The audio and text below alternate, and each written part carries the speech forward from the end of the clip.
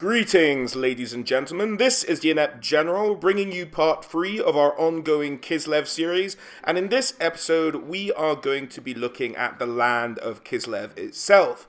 In episode 1 we covered the history of Kislev, and in episode 2 we covered the armies of Kislev, but this time we're going to look at the lands. If you'd like to see some of the early episodes before you start watching this one, please do click in the top right hand corner now, or you'll find a link to the Kislev playlist in the description below. But other than that, let's keep going on this Kislev train and start talking about the lands of Kislev. So Kislev itself isn't all snowy tundra.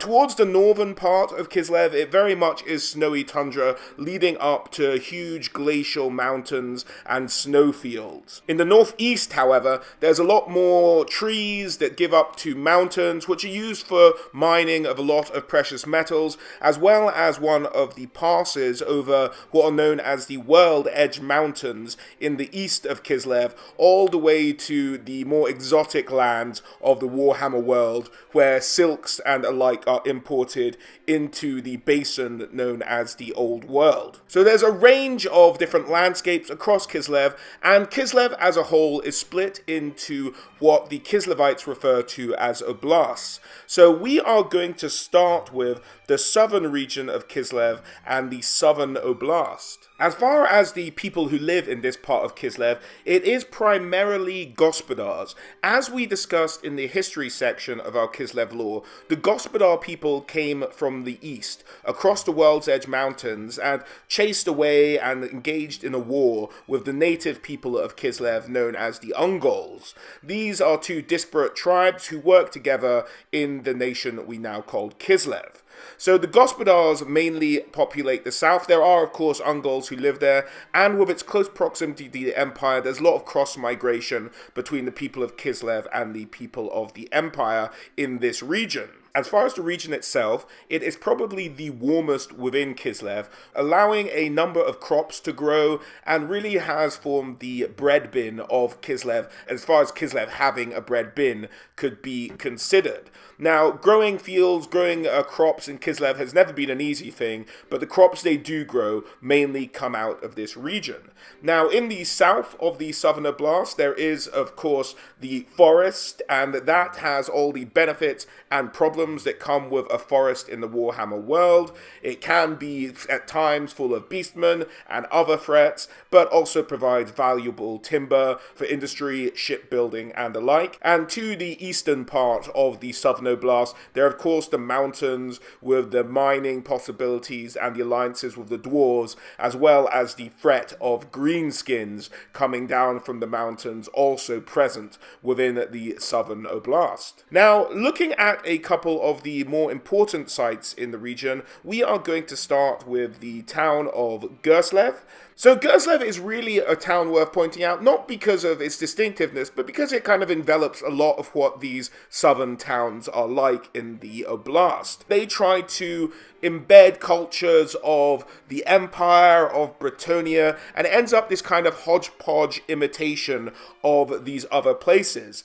For example, there's known to be distressingly horrific fashion trends to be seen in the provincial town of Kislev, as fashions from the Empire, Bretonia, Kislev itself all mixed together in this very weird, odd-looking culture.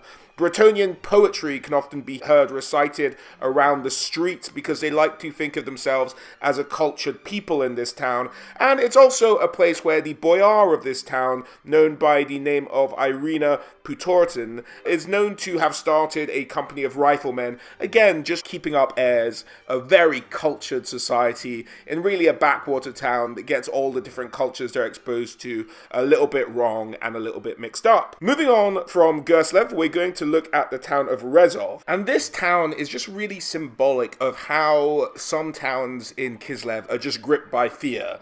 They've had so many tainted chaos lunatics come through, suffered so many deaths so many times, that they become a very isolationist town. And if a stranger was to walk down the streets, it's the kind of place that every door, blind, and shutter would be closed in your face, and you wouldn't maybe even see anybody wandering about.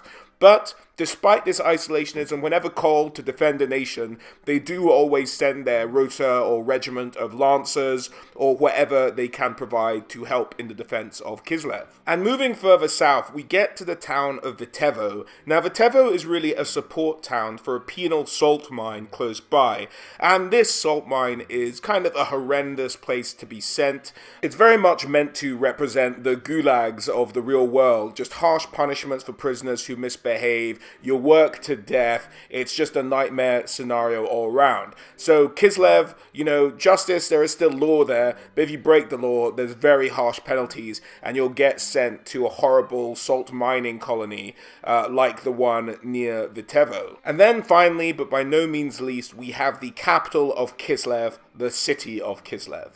Now, the lands of Kislev themselves were named after the story of a spirit that's said to have called to the Gospodar people to help protect it against chaos. So both the city and the land as a whole is taken after the name of this spirit, which is Kislev, or in some other writings known as the Ancient Widow. Kislev, as we know it today, was founded in the year of the imperial calendar 1524, so roughly around 1,000 years before the start of the Total War Warhammer timeline, and it was founded by the Gospodar people and the first Tsarina Mishka, who came through the high pass over the World's Edge Mountains and started to conquer the lands of the Ungals and the then native tribe known as the Ropsmen. We covered this in our history video I mentioned earlier, but this is when it was founded. However, the foundations of Kislev were laid before then, and in the kind of site that would one day go on to become the city of Kislev, there was a small trading settlement that went by a couple names, so it kept getting built and then burned down in raids of chaos, or perhaps just self-disputes between the tribesmen of the lands of the Ungals, and it went by the names, I think it was Pelsberg and Dorogo individually, and then it would sort of be taken over. However, since Kislev was founded by the Gospodars and renamed and sort of built up from scratch after being ruined and sacked one more time, and to this day, short of the end times, the city of Kislev was never taken. Now, as far as the city of Kislev sits in current Warhammer continuity, it's surrounded by massive, strong walls that have stopped it being taken over since the time of its founding. These walls are each topped with massive gargoyles that act as, and forgive me if I say this name wrong, but machicolations?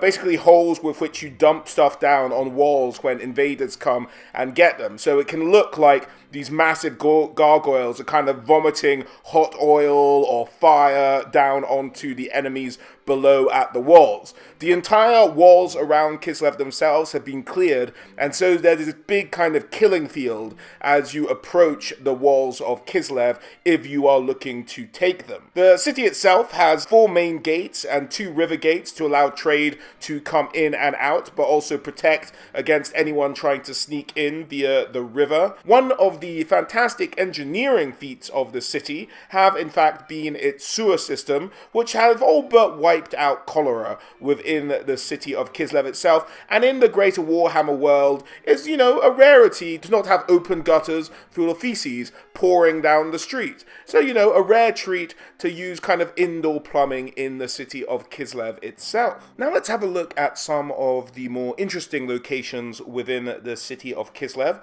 The first one we're going to have a look at is in the Learned Quarter, the kind of quarter of the city where you'd find administrators, lawyers, scribes, writers, that kind of thing. And there is a building in this area known as the, and I'm going to slaughter this pronunciation, but forgive me, the Raskolnikov. And the Raskolnikov is a house of lively debate. It's kind of where the issues of the day are brought forward in the town square, where news is discussed and debated openly, tactics and those kind of things are also brought into the civil discussions around this room. This is where laws can get their birth that eventually go on to be considered around the nation by the Tsarina, stuff like that. But for the moment, it's just all being debated, really kind of a house of learning and forethought, and the intellectual center of the city of Kislev. Moving on, we have another area in the same quarter known as the Writer's Room. Now, this started as a very simple idea. Being the capital of Kislev, it tends to attract a lot of people, and it needs a lot of workers to work in the industrial parts of the city, on the docks and stuff like that. But if you're attracting peasantry who have really just farmed all their life, a lot of them are illiterate. And so they'd come to the writer's room to ask the people in the writer's room to write home to their families and to sometimes read letters they'd received as well. This began to grow as the city began to grow, and is now almost an established industry within the city of peasants paying a small token to have their letters read or written for them from their families. And you'd have to assume some of the families have to pay someone else on the other end to read the letters to them or write them for their person who has moved to the great city. But a nice kind of area of cultural exchange within Kislev, and the center of communication for your common man within the city as well. To the north, by the northern gates on either side, you have the barracks of the Griffin Legion, the legendary, slightly independent legion of winged lancers, the elite of the horse cavalry within the armies of Kislev. We discussed them a lot in the army video I mentioned earlier. And on the other side of the gate, you have the barracks of the Hussars, the tribe of Ungol mercenaries who joined the Gospodars all those centuries ago to help fight against their fellow Ungols, who uniquely fight with axe and bow. If you'd like to hear a bit more about either of these units, I do refer you back to the army video I just mentioned. But this is basically both of their headquarters within Kislev in the capital. If they need to get any political discussion done about their numbers or coordinate their movements around the country, it's more than likely to occur in either of these two barracks. And it's nice that they're positioned on either side of a gatehouse as well. Now, in terms of religion, I'm not going to point out any specific things, but of course the capital of Kislev has all the major temples of the Kislevite people represented. You have temples of Ursun, the bear god of the Kislevite people, the main god in their pantheon. You also have temples dedicated to Tor, their god of the storms and thunder. You have also the temple dedicated to Daz, the god of the sun and warmth in Kislev, as well as a number of temples from outside Kislev itself. You have the Myrmidian temple from the human nations of the south, Tilia and Estalia. And you also have an empire presence in the city, and so a number of temples to the empire gods exist as well. In the center of Kislev is probably its most impressive building, the Boka Palace, the royal palace of Kislev, with its massive white stone towers and glimmering spherical domes that sit atop those mighty towers.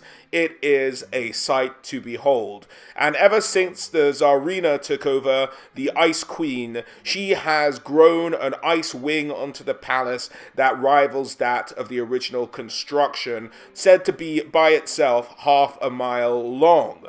Now, the palace is a beautiful, massive structure, the powerhouse of the royal families ever since the founding of the nation of Kislev. And towards the back of the building, the Tsarina has not only added a whole nother wing, but with her magical powers, she's created both the Hanging Gardens and she has created the Winter Garden as well, where she's used her magical powers to create ice fountains that shoot ice into the air and form rainbows when hit against the sunlight and then disappear before they hit the ground.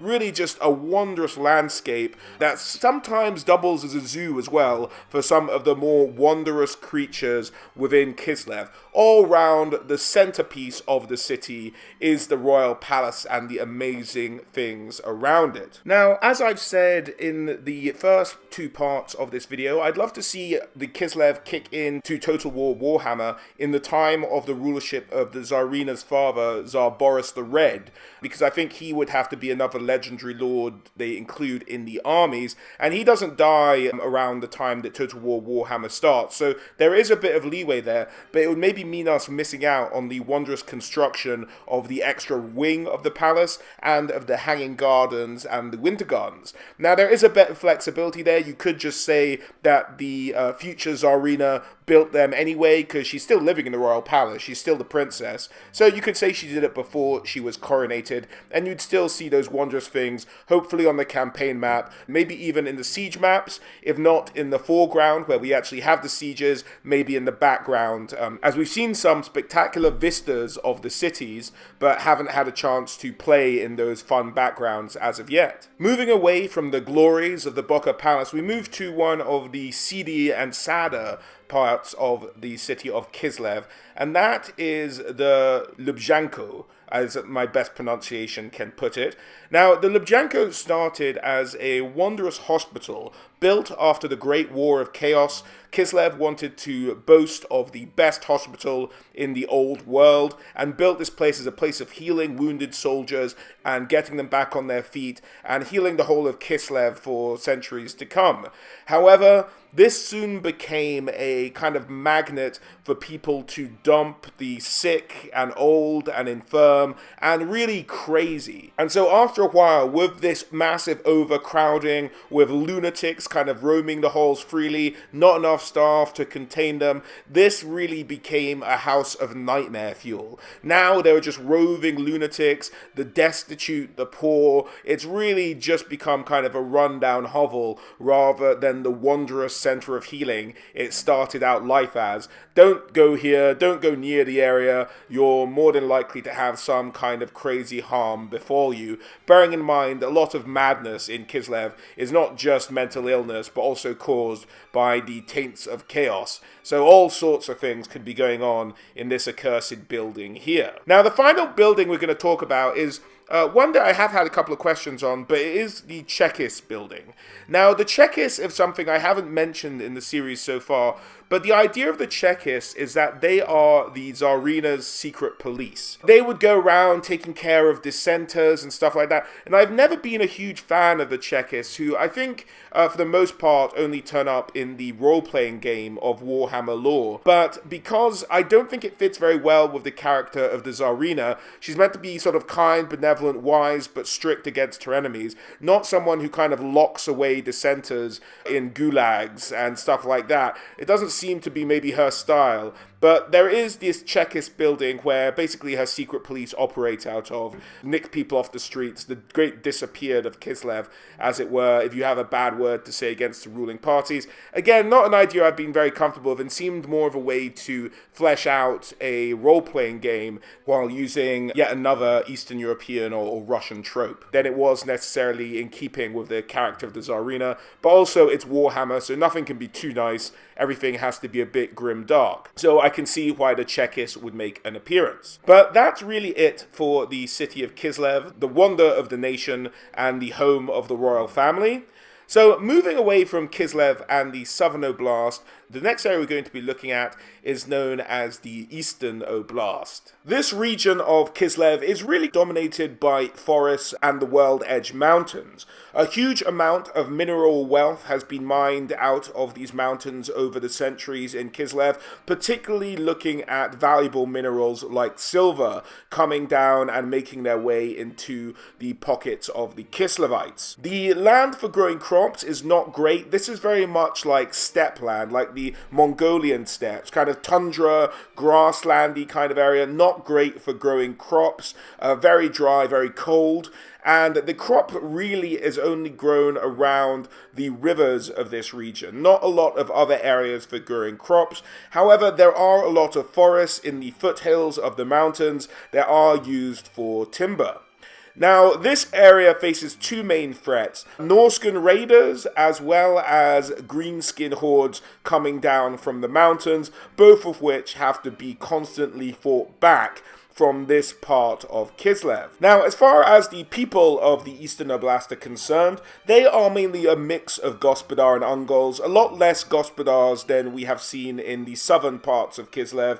There are fairly mixed settlements in the area, and perhaps amongst the most organized cities and sort of smaller towns that you'll see in Kislev, being kind of the older settlements within the nation itself. Taking a closer look at the area, we can see the the high pass of the World's Edge Mountains, and this has given this part of Kislev a huge amount of trading income because it is the first port of call for a lot of the massive trade from the east, including Nippon, Cathay, and Ind. So access to silk and spices, all kinds of things are initially traded through Kislev via this pass. Looking at a few areas of specific interest within the Eastern Oblast, first we're going to have a look at a town by the name of Bolgazgrad. Now, Bolgazgrad is a fairly large town in Kislev, and it's become proud of its winged lancers that operate out of this area of the nation. However, it does have a nasty streak for independence from central authority, causing the leader of this town to be replaced several times from central. But it seems that every time they're replaced, the new leader, after some time, tends to go a little bit native and ignore orders from the capital. So there's some mystery here as to why that is, whether it's the charm of the people or there's something more nefarious going on. It should be noted that the town has had near constant undead presence that can't seem to be put down for good. It can be fought off temporarily, but there always seems to be some kind of growing menace from this town in the southern part of Eastern Oblast. There is some mystery there as to what's going on that needs to be resolved. The next town we're going to look at is Sipuxi. Now, Sipuxi is it's mainly an Ungol town that has a strong hag presence. Now, I've mentioned the hags in our army video earlier in the series, but the hags are the representatives of the leading elder class of the Ungol tribesmen, who make up a lot of the population of Kislev. And these Ungol tribesmen tend to listen to the guidance of the hags, and they are gifted with certain magical abilities, although not derived necessarily from the winds of magic. So this settlement is also considered to be the largest settled group of Ungols around, and because they've become settled, a lot of other Ungols who tend to live a nomadic existence on the steppe have looked down upon them and think they can't really make it as proper Ungols anymore. As such, they're not really sure how to proceed, and there has been chat about stopping having a regiment of Ungol horse archers to protect them and maybe switching over to having a regiment of winged lancers, but this hasn't been decided of yet. So this is kind of the turning of an Ungol settlement into a more gospodar, more settled way of living. So it's an interesting area in terms of that transition, and happens to be a training hub for the hags of the Ungols to learn their ways of magic and to pass down your tradition to other ladies who tend to, when they're coming up through the ranks, be known as wise women. So this is a very important place as far as the Ungols are concerned, and central to the idea of the hags within their society. Moving now to Volksgrad. Now, this is the last settlement before the High Pass. Now, because of this, they've tended to hike up the prices on some stuff like travel supplies, one's entertainment before one heads off on a long journey tends to be quite expensive here. But you will find quite a number of exotic imports, as it is the first stop-off point, so it will be the cheapest place in the old world to find spices and silks from the Far East nations of the Warhammer world. Now, as far as its population, the population of Volksgrad tends to be about 2/3 Ungol and 1/3 Gospodar, and they tend not to need to send troops out to the defense of the kingdom because they're under near constant attack from the mountains, and because they're regarding such a precious threat, most of their troops are used in its own defense. So not a great supplier of troops, but you know what? They need it just to look out for themselves. They're in quite a vulnerable position where they are, and because there's enough wealth there that they're often targeted as well. And then sort of moving away from that, we're not looking at a town, but rather a kind of landmark, and this is Ursun's Teeth, or as it's on the map, Urzabaya. Urzabaya is a valley dotted with massive standing stones, kind of like a Stonehenge, but made of a row rather than a circle. And the idea here is that the god Ursun, with his bear-like teeth, bit into the world and created this valley, but he left some of his teeth behind, thus the standing stones. It's basically just a very ceremonial site for the believers of Ursun, and it's often the burial place of the great heroes of Kislev. And then moving on to the biggest city in the Eastern Oblast, and that is Prague, the oldest city that ever existed in these lands before the Gospodars even named the nation Kislev. Once considered the pride of Kislev, during the early times of the foundation of the nation, this was the largest and biggest trade hub in Kislev. The capital was smaller, still in development, still being built up by the Gospodars, but Prague had stood for many centuries, and it was in fact the old Ungol capital. Now, Kislev got most of its wealth, as I mentioned, from being a trade hub. It brought in goods from the Far East, it mined out vast amounts of silver and stone from the World's Edge Mountains, had access to timber, and a combination of all these aspects meant it amassed a huge amount of wealth. In fact, they were so successful at mining silver out of the close-by mountains that they started to decorate their buildings with it, and indeed, the onion domes on the towers of the buildings of Prague were once lined, if not built entirely, of silver. Their gleaming roofs you could see for miles around as you approached the city. Even their streets were said to be paved with the stuff. This was a time of plenty, but then came the Great Chaos War, and the armies of Azvarkol smashed down upon the city, helped by the monstrous Kolek Sun-Eater, who smashed the walls of the city, allowing the Chaos forces to pour in, cursing the city forever, trapping souls and bodies within its walls and homes. This was the ruin of Prague, and the city never really recovered. After the Great Chaos War, many people did return to the city and attempt to rebuild, and this has given the modern city a bit of a ragtag look, sort of bits from here, bits from there put together to try and repair the great damage that had been done to this once wondrous city. Some of its largest and most wonderful landmarks, the Great Opera House, the Academy of Music, the Observatory, have been reduced to mere shadows of their former wonder. And the curse of chaos still sits upon the city, where foul chaos magics were cast upon it, meaning that mutation, chaos taint, and such cursed occurrences are altogether far too common within the boundaries of the city. However, the citizens of this city are tough and take great pride, even though some may be likely mutated or from different parts of the Warhammer world.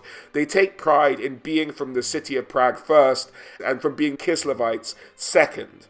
This means that the city has a fierce independence streak, helped by its large Ungol population, and in fact this has been the center on several occasions of Ungol uprisings against the Gospodar rulers in Kislev. But more often than not, the citizens of Prague rise to the occasion and are true citizens of Kislev itself. In terms of the city as it stands today, there are still those fierce defenses that were in place during the Great War of Chaos. It has a large outer wall with raised spikes at its top, with a second wall a yard back from the initial wall, with a whole bunch of murder holes in between the two. And this is followed up by a third wall further back, covering the old town.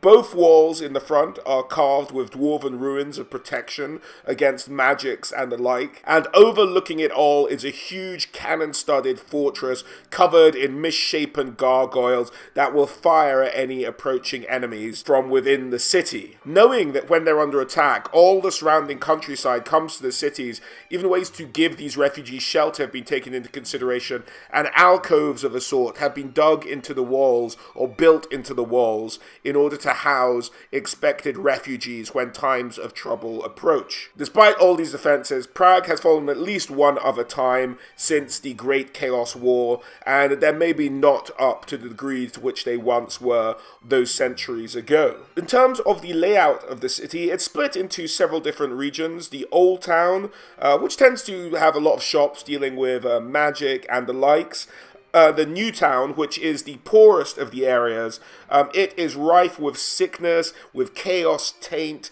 It's really the place that no one lives unless you have no other choice. It's very close to the North Gate, and there's said to be this kind of incessant slime that runs down the gutters of this area. There's also a intricate network of tunnels underneath the city, built by dwarven visitors or dwarven allies at some point over the years. It goes deep and does serve as a potential backup, but the tunnels have been lost. No one has any maps. No one really knows how to get down there and to navigate it properly, and there's even said to be an Ice Witch laboratory down there as well. In terms of the noble quarter, as the name suggests, this is very much the wealthy area where some of the old wonders of the city can still be seen, including the Opera House and the Great Museum. The other area is the merchant quarter, full of warehouses, guild houses, silversmiths, really a testament to an age where the citizens of Prague not only enriched themselves through raw mineral wealth, but attracted all the best artisans from around,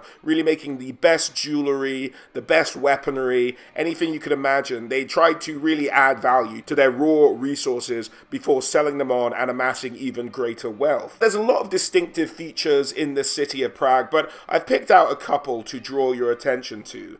The first is the Old Town Hall, obviously the center of the Old Town of Prague. This has become a sanatorium for the insane, mostly in this city, rendered insane by the musings of the chaos gods in their minds, no doubt. Moving away from the Old Town Hall, we have the Street of Shifting Signs. Now, this is said that it's kind of haunted by a past fortune teller who died and disappeared in the Great War of Chaos, but every night, without fail, the signs around this area or these two crossroads at either end of this road shift, trying to misdirect those who don't know where they're going and causing all kinds of confusion. Now, what the letters shift into is not other street names as such, but just different words, and some have said there is a pattern in there that does offer prophecies of the future, but that's been a hotly debated topic within the circles of the city. The Citadel, the great fortress on the hill that overlooks everything with its cannons and looking to do the best it can to protect the city come another siege. And beneath this mighty citadel is a square known as the Square of Kisses. Used to be the area where troops of the city would assemble. However, it still is kind of, but not used at night, because it's said that the screams of the dead in the city, slain by the ruinous powers, all can be heard ringing out from this square during the night. So really a horrific place to live anywhere near, and you don't really want to be hanging out there after hours. However, the citadel itself, rather than the square, is still used to house soldiers. The Ice Witches have some dormitories in there, as do a couple of other regiments within Kislev. So there is a good troop contingent within the citadel. The next street we're going to look at is the Grand Parade, where victorious armies of Kislev used to march down the center of town. This street, in fact, used to be paved with silver during the peak of Prague's power. However, now it's just cobblestones, and at night it's said that blood seeps up through the gaps in the cobblestones and has to be cleaned up every morning. So much so that there's a permanent job which is just mopping up blood every night from this grand parade that arches through the city, just to get rid of it for the following day and for people wandering around. This, again, another curse of chaos, the blood of sort of dead warriors seeping back through the cobblestones, the warriors slain by the forces of chaos. Next, we go to a slightly nicer part of town and we look at the new palace that has been built, and that is kind of at an angle with the Opera House, which is described as once being the most beautiful thing in the city. Now, that bar isn't as high as it once was, but the Opera House is still recognized as perhaps being a little bit under the weather, but still you can see where it once shone as a tremendous building and ode to the arts. Moving on from the new palace and the Opera House, we have the old palace. Now, this was absolutely destroyed during the Great Chaos War, and unlike other parts of the city, any attempt to rebuild this has led to the workmen either going mad or dying. No one's managed to be able to rebuild it in any significant way. Without exception, people go mad or die during its reconstruction. So some force does not want this building building to ever be rebuilt. With some of the other goings-on in the city, there is said to be a strong vampire population, and several of the large families have been linked to vampirism, but, without conclusive proof, there's little that anyone ever moves against, or they're so powerful that no one can really make a dent or sort of affect these large, powerful families within the city. Now, whether because of the curses of chaos or the presence of these vampires, the dead are known to roam around fairly often in the city of Prague, and as such, everyone burns their bodies. Now, sometimes the odd body will escape their attention and perhaps rise, but this kind of expanded out the role of the people who were burning the bodies. The furnace was initially used as an iron casting furnace to make weapons, but these ironmongers, sort of having to continuously burn bodies, ended up taking up some of their old weapons and, defending themselves. They're left with all these pits and pits of bodies to burn, and, one or two of them are going to get up and attack the ironmongers. So they got pretty good at killing zombies and skeletons and the like, and so now they've actually expanded out their role to roam the city of Prague in their ironmonger gear, armed with their hammers and ironmongering tools, and just bashing in the undead skulls as they rise and wander about the city, bringing the bodies back to the furnace and making sure that they're disposed of properly, making this more of their full-time role than necessarily smithying as it once was. And that's about all we're going to cover as far as the city of Prague is, or the cursed city, once the Silver City. It's really a crying shame what happened to the ancient wonder that was Prague. But there we go. That is the state of it now. A cursed city with a lot of horrible things going on in the place. Unless you grew up there, you wouldn't want to spend any significant amount of time. So, moving on from the Eastern Oblast, we have the Western Oblast. This region of Kislev is considered one of the warmest, along with the Southern Oblast. It's also mostly flat land, kind of steppe land, but also not bad for growing crops. This, along with Southern Oblast, are really the only two areas of Kislev that are half decent for growing crops, as they do have quite warm summers. In fact, I think it is actually perhaps Eastern Oblast that has the warmest summers of anywhere in Kislev, but it does have the odd exception. The bizarre winds that come off the Sea of Claws mean that a blizzard in the middle of summer is not actually that uncommon, adding an element of unpredictability to the weather in this region.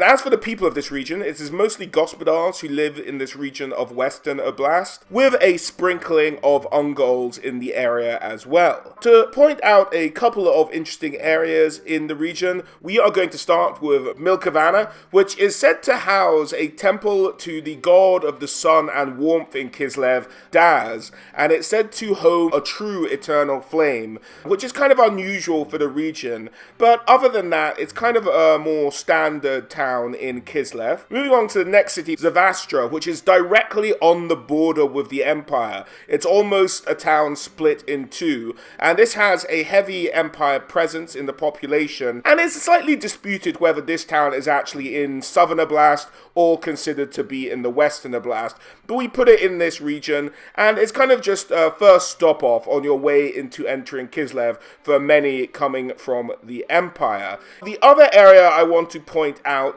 is the Blight. This is a mostly uninhabited marshland with mountains just behind it, and this is just a horrible place. This is kind of a no-go zone. It's a swamp that's created from unnatural origins, it's thought. There are monsters in here, there are greenskins, there are beastmen, there are cast-out mutants. It is a place you want to avoid. A very dangerous area of Kislev is the Blight. So look out for that region. Let's get on with the highlight of this whole area of Kislev, which is the city of Erengrad. Erengrad was initially established by a tribe known as the Ropsmen, but when the Gospodars came into the land of the Ungols pushed the Ropsmen out, or integrated with them to some degree, and took over what was then called the city of Novigrad.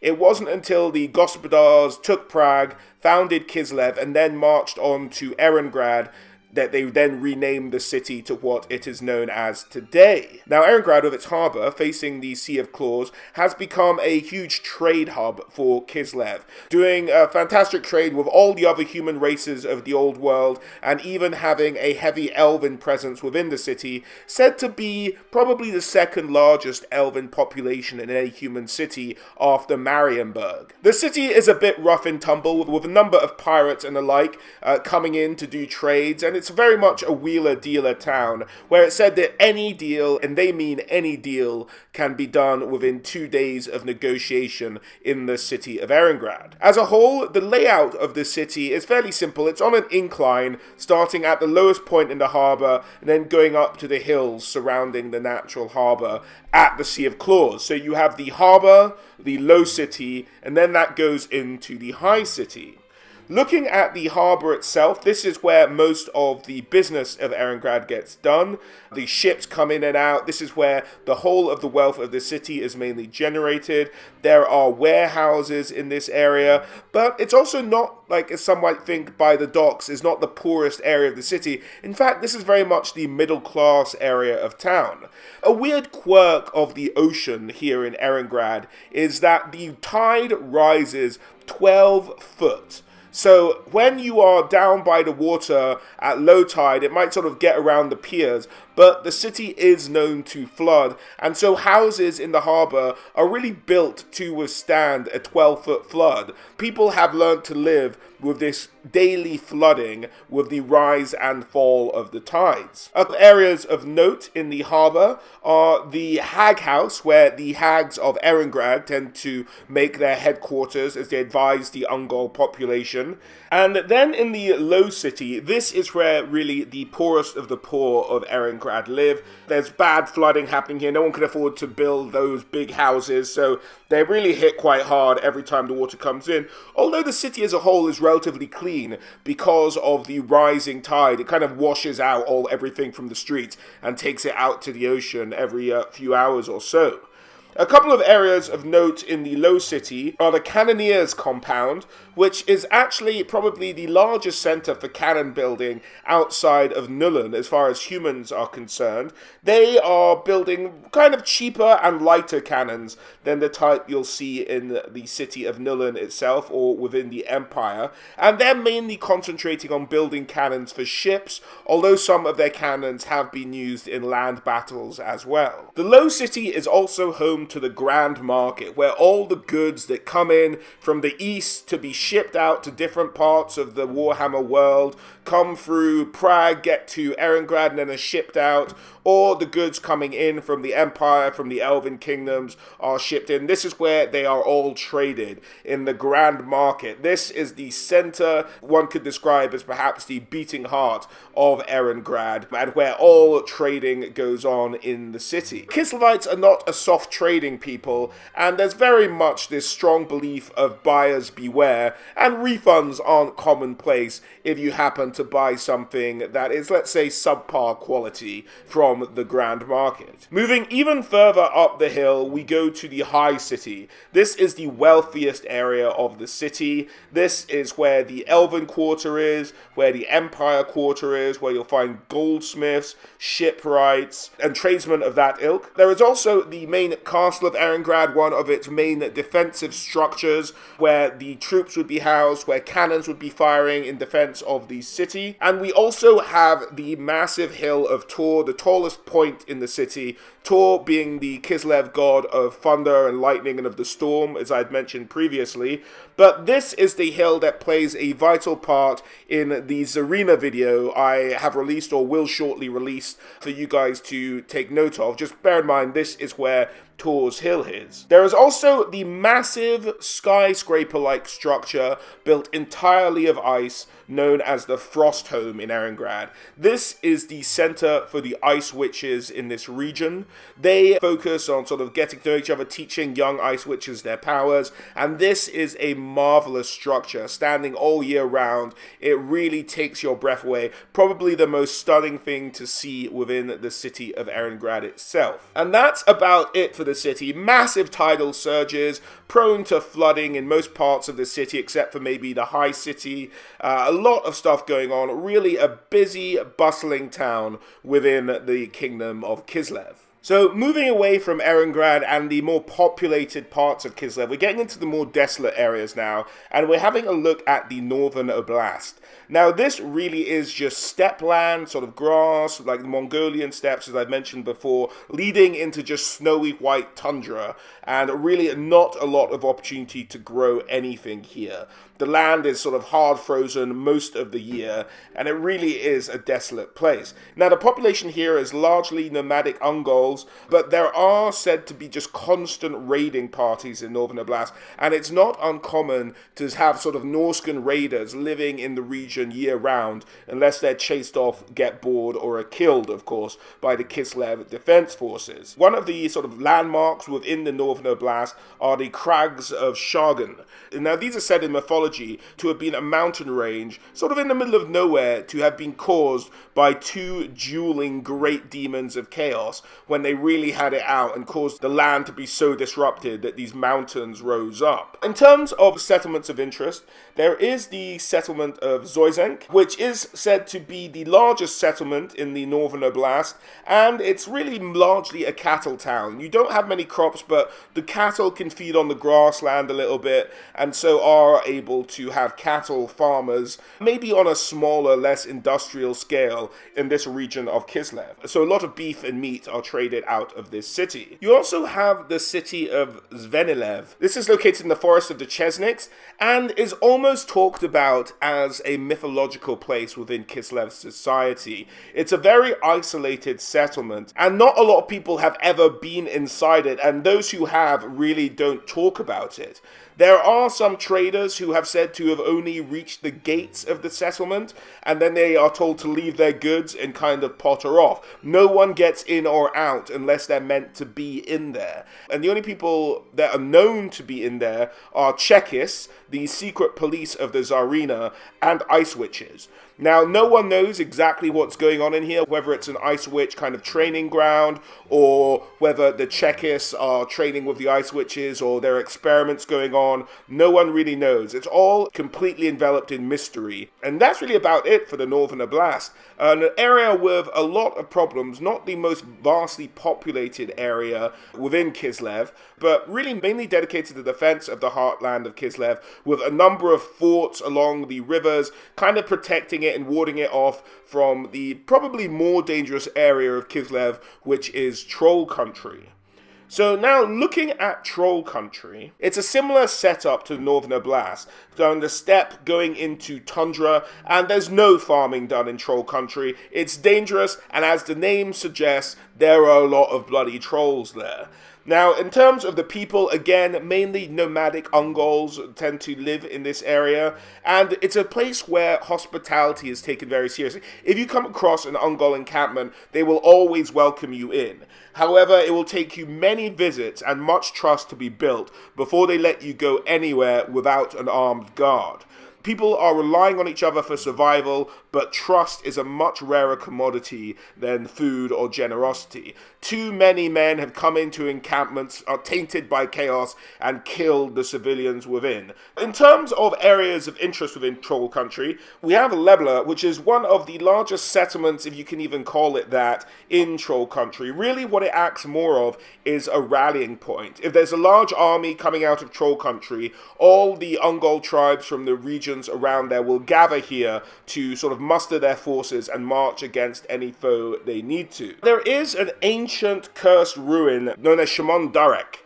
Now, this is an ancient, massive grave mound sacred to the Kurgan, one of the tribes who have turned to the worship of chaos. There's a strong chaos presence here, and the whole grave mound is surrounded by mummified horses, and there's said to be a vast but cursed treasure inside, and the Kislevites, for the most part, stay far, far away from this area. Further to the east of this site is the Zamak Spayenia. Now, this is basically a great white rock in the middle of nowhere with a flat top, and it's said to be a league across. kind of like Table Mountain in South Africa, if you imagine that completely white. The limestone has had a lot of caves and things entrenched into it, and there are said to be just ancient writings within. It's not dissimilar to the concept of something like the Fists of the First Men in the Songs of Fire and Ice, something along those lines. So that's really it for Troll Country, a very dangerous area where Kislevites do spend some time, but not a huge amount. There are Ongol nomads who roam this area, but not a lot of massive built-up settlements. And that's really it for our look at the lands of Kislev, ladies and gentlemen.